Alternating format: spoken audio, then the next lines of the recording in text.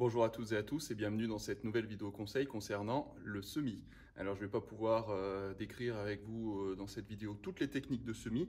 On va commencer par les semis anticipés, c'est-à-dire ceux qu'on prépare à la maison pour faire ses plants soi-même.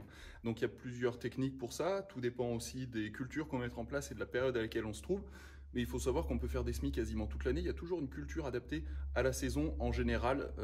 Et au pire, même si on n'est pas en pleine saison de semis, on peut anticiper un petit peu les semis ou les faire un peu plus tard. Ça permet aussi de faire ses propres essais. Donc pourquoi pas, vous pouvez semer quasiment toute l'année en intérieur. Donc pour ça, c'est très simple. Le matériel de base, en fait, ça va être de la récupération principalement, puisque le support idéal, en fait, ça va être le polystyrène pour semer, puisque c'est un très bon isolant. Et ce qui fait une bonne réussite en fait de semis, c'est des conditions température régulières le plus possible. Donc avec ce genre de support en polystyrène, c'est parfait. Ensuite, ce qui va vraiment guider la réussite de votre semis et la germination, le taux de germination, c'est le terreau que vous allez utiliser. On peut prendre un terreau normal, mais un terreau de semis va être bien plus adapté, puisqu'un terreau de semis va permettre de rattraper quelques erreurs, et notamment la principale erreur de débutant, qui est l'excès d'eau. Voilà, c'est pas le manque d'eau, hein. Souvent on pense que c'est un manque d'eau.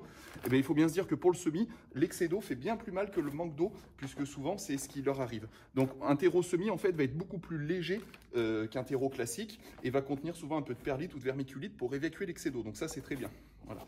Pour le fond de votre caissette, comme il y a pas mal de profondeur quand même, vous pouvez utiliser du terreau classique. Et en couche de semis, on va mettre du terreau de semis. Voilà, vous voyez, il est vraiment très très léger. Et vous avez des petites particules blanches qui sont dans ce cas-là de la perlite, qui permettent un bon drainage et qui permettent d'alléger le substrat. Donc ça va être quelque chose de très léger, qui ne va pas trop retenir l'eau, donc qui justement évite les excès d'eau. Donc on va en mettre une couche bien uniforme partout. Voilà. Donc en semis comme ça, en cassette, on va faire du semis à la volée. Hein. On peut faire aussi du graine par graine, mais bon, généralement c'est du semis plutôt à la volée. Donc pour avoir une bonne répartition des graines, il faut bien préparer le terrain et il ne faut pas hésiter à tamiser, hop là, et à tasser de manière régulière. Voilà, comme ça.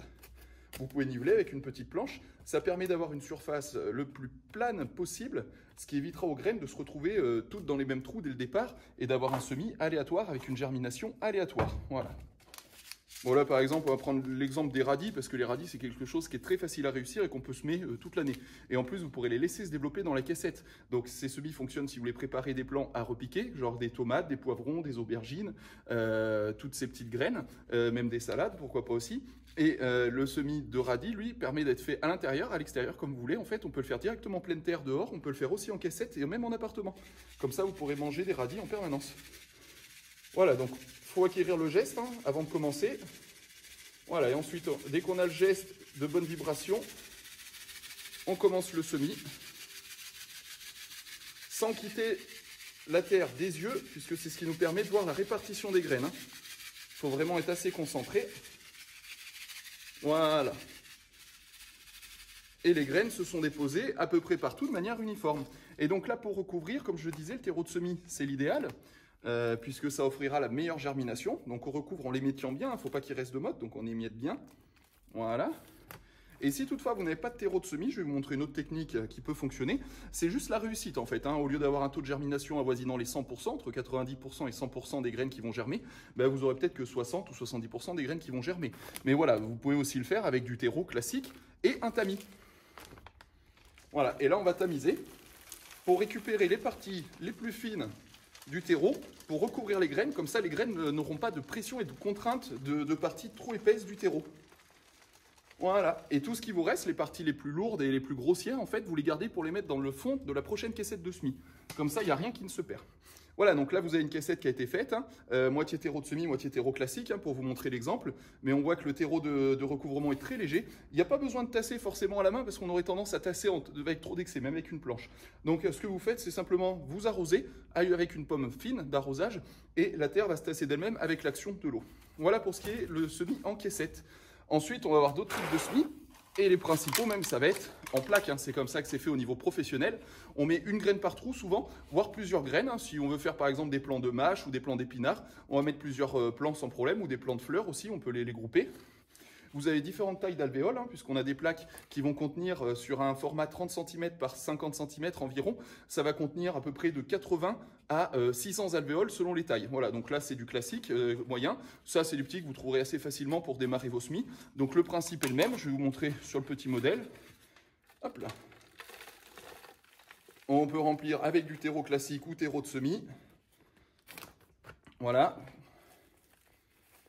On tasse sans excès, hein. C'est juste pour niveler, mais une graine germera mieux dans un terreau qui est non tassé, donc il ne faut pas tasser. Vous nivelez, voilà, mais vous n'avez pas besoin de forcément tasser trop fort, en plus ça passerait plus de terreau.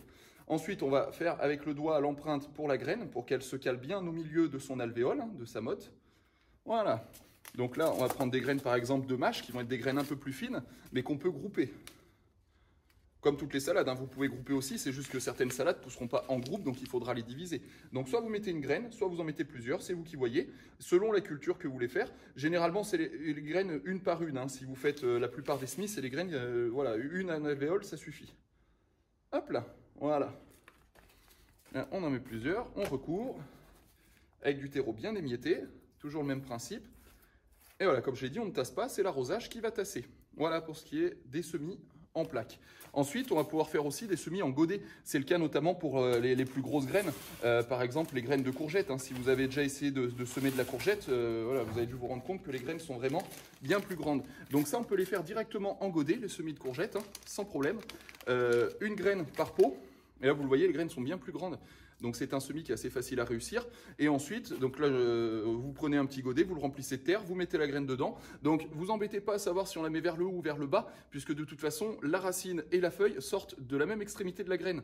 Donc qu'elle soit vers le haut ou vers le bas, c'est plutôt une contrainte. Mettez-la à plat. Quand vous ne connaissez pas le sens d'une graine, vous la mettez à plat. C'est comme ça que ça germe le mieux. Donc vous la mettez à plat dans un godet de terre. Vous la recouvrez à peu près de 2 fois sa hauteur en terre, hein. Pour les graines, c'est à peu près ça. Donc une petite graine va être recouverte d'1 centimètre de terre. Une plus grosse graine comme ça va être recouverte jusqu'à 2 cm de terre, 1,5 cm, 2 cm. Toujours le même principe, un terreau non tassé, vous mettez votre graine et ensuite vous recouvrez de terre tout simplement. Voilà. Et avec cette technique-là, ben normalement, graine par graine, en petit godet, vous aurez un taux de réussite proche de 100%. Et l'avantage des petits godets, c'est que vous trouverez des godets de toutes couleurs. Nous, on est producteurs et on différencie justement nos variétés par rapport à la couleur des godets. On est arrivé à une trentaine de variétés différentes dans une couleur différente. Donc ça permet de bien différencier ces semis. Le problème des semis, c'est qu'on met une étiquette au départ et puis quelques semaines après, on ne sait plus trop ce que c'est. Donc pour identifier les semis, en godet, c'est très facile, que ce soit pour les cucurbitacées ou par exemple pour les haricots aussi. On peut citer le cas du haricot, tout le monde connaît, hein, les graines de haricots, c'est assez gros, on les fait directement en godet et avec une couleur par espèce, comme ça au moins on ne peut pas se tromper. Et pour ceux qui ne savent pas les reconnaître, par exemple entre une citrouille et une courgette, ça peut être un peu compliqué de les reconnaître au départ.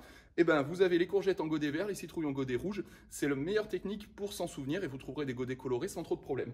Voilà, je vais vous montrer quelques exemples de jeunes plants qu'on fait au niveau professionnel.